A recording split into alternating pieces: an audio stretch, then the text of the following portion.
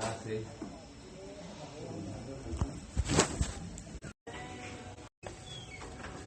滿天即係個個都係佛咯，即係可能諗多咗啊。係啊。跟太過你都係一啲小事都會影響你嗰個病啊。啊，精神係啊，我都好似賭錢贏少少都會出事㗎。哦，咁樣啊。哦，我好似係咯，我好似比較即係係咪諗埋一邊啊啲嘢啊？你個病本身係容易令到你諗埋一邊添。哦，咁樣啊。係啊。哦。你要食藥喎？有冇食藥啊？有啊，係我唔記得咗。我嗰日唔多妥之後咧，跟住睇急診嗰個醫生同我開其他藥，但係我因為佢唔係我主診醫生啊嘛，佢唔係你啊嘛，所以我嗰晚食咗第日就冇食，咁我就過咗就隔梅花間竹咁加翻4mg，咁就覺得清醒啲。咁而家就尋日又係食3mg，而家又食3mg咯。咁因為我就唔知我食3mg好啲。4mg 而家要食4mg啊？你嗰個叫做叫維斯通。維斯通食4mg啊嘛。唔係，我本身食3mg。我都冇嗌你食3mg。啊？你冇嗌我食3mg？早晚食1粒㗎嘛。即係而家我係需要食4mg好啲啊。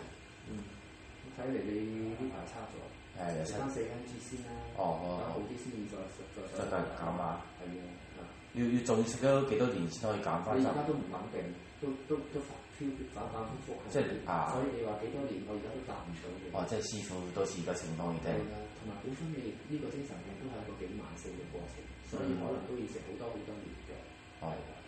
唔係因為如果我食4mg咧，又個胃唔舒服咧，又要嘔咧，跟住我又驚又做唔到嘢，因為我食啲胃藥啦，或者你飽肚食啦。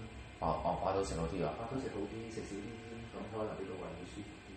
咁食3mg，因為我唔想食4mg先啦。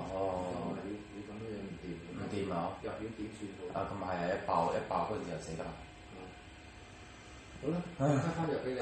你1個月之後都要翻嚟睇啦，唔好睇得太疏。